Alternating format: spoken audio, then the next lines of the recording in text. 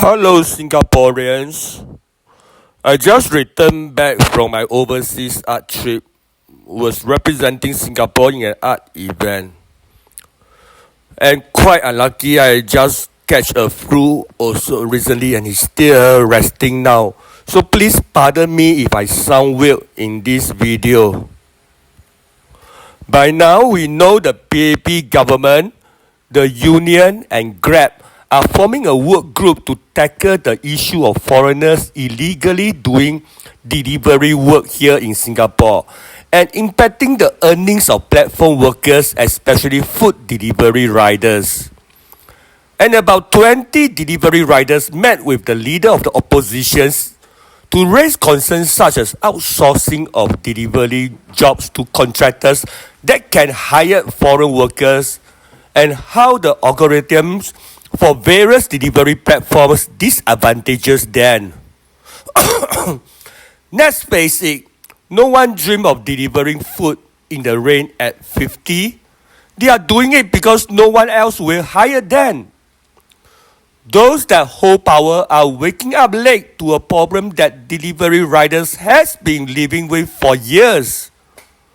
We have heard many anecdotes of Malaysian registered motorbikes delivering food. It seems that the practice of subcontracting make it possible. The problem is not a few foreigners breaking the rules.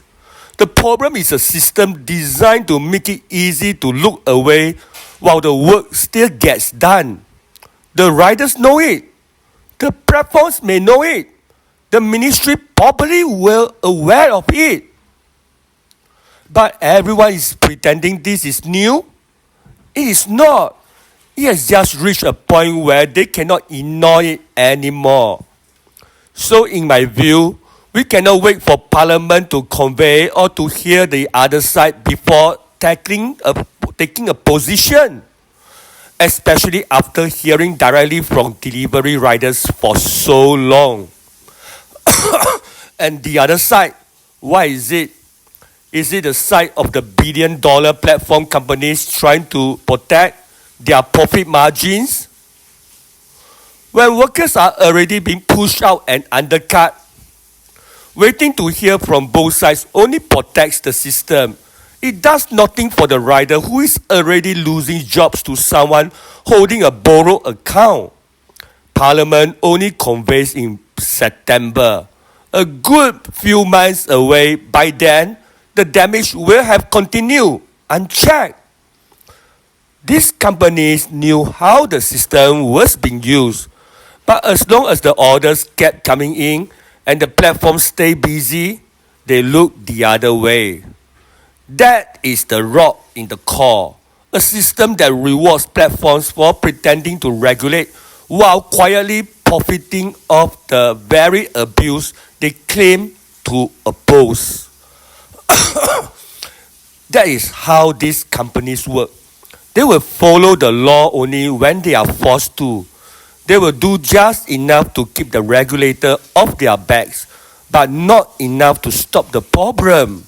Because the problem is what makes them money. More riders means faster deliveries. Faster deliveries means more customers. And they do not care who is doing the work as long the food gets there and the money keeps flowing. They will talk about safeguards, but behind the scenes, they are always one step ahead, looking for ways to shift the risk to someone else. If the system tightens up, they push it into subcontractors. If a rule comes in, they tweak the app. That is the game. You see the same thing here. Grab say it is committed to safeguarding livelihoods and stepping out illegal delivering services. It says it has measures in place to stop foreigners from registering. It says it wants to co-develop best practices with the government and the union. And that is just words. Because if the system was working, we will not be hearing all these stories today. We will not be seeing Malaysian registered bikes doing food delivery. We will not need a work group in the first place. They say they want a sustainable platform economy that brings value to workers and consumers. But the only value they care about is the kind that shows up in their balance sheet. This problem is not small. There are an estimated 16,000 food delivery riders in Singapore. More than 40% of them are aged 40 and above. That means at least 6,500 older riders.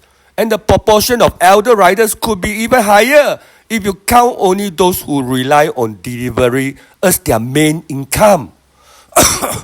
These are not part-time riders doing it for side cash.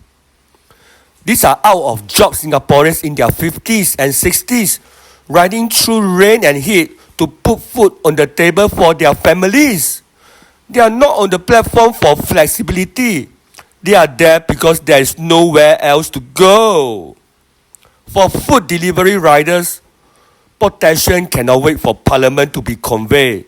For more consultations or community rounds, it needs real actions, targeted, decisive. It has taken years for the PAP government to even begin acknowledging the depth of the problem. Riders have been raising these concerns for a damn long time. So have activists and civil society groups. Red Dot United did our part too. We have constantly engaging platform workers, especially food delivery riders, and on Labour Day last year, we make a concerned effort to meet them, hear them out, and to recognize them. Back then, we say the Platform Workers Act does not go far enough. And we still believe that. That is why RDU, Red Dot United, proposed riders, an insurance scheme built for those who fall sick or get injured or cannot work. Not just payouts for permanent disability, but income support for recovery, for the downtime, for the waiting in pain, for the mental exhaustion that comes from riding 12 hours a day, 7 days a week, only to crash and be left with nothing. Because what riders need is not token appreciation. What they need is assurance. They need to know that if they fail, the country they serve will not leave them behind. And that assurance must include curbing the power of the algorithm. In global cities like New York, London, Sydney, lawmakers have forced the platforms to show their hands. They have made them review how jobs are assigned, how ratings are calculated, how income is determined. They require regular audits, real-time appeals, safety props that do not get riders punished for refusing dangerous routes. There are flaws beneath which earnings cannot fail, and laws that make the app answerable. These cities recognize that when the auditorium decide who gets paid, who gets punished, and who gets pushed out, it is not neutral.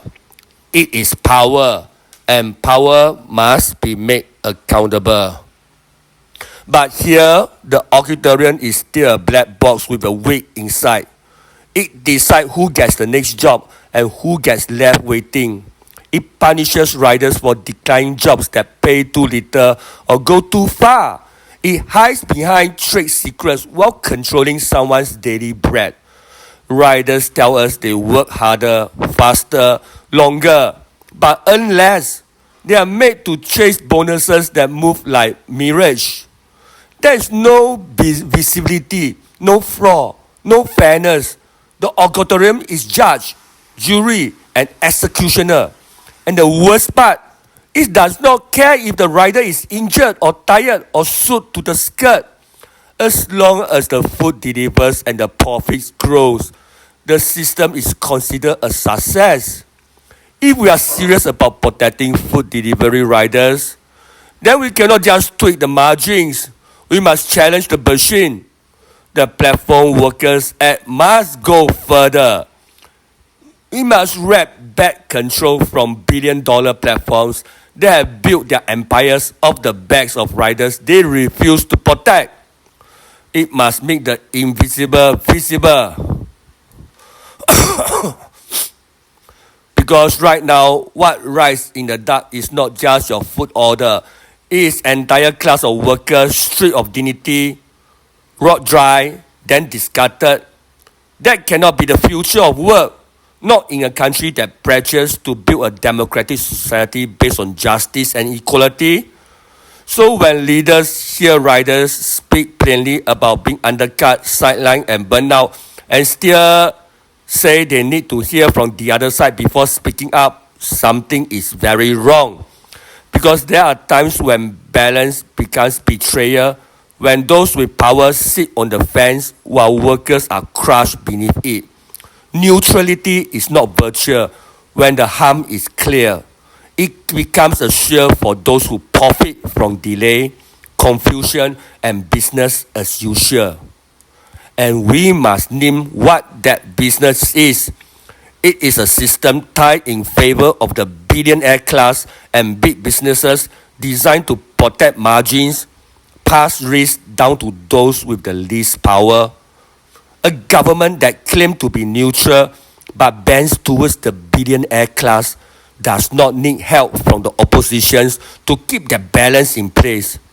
It needs to be pushed, called out, made uncomfortable.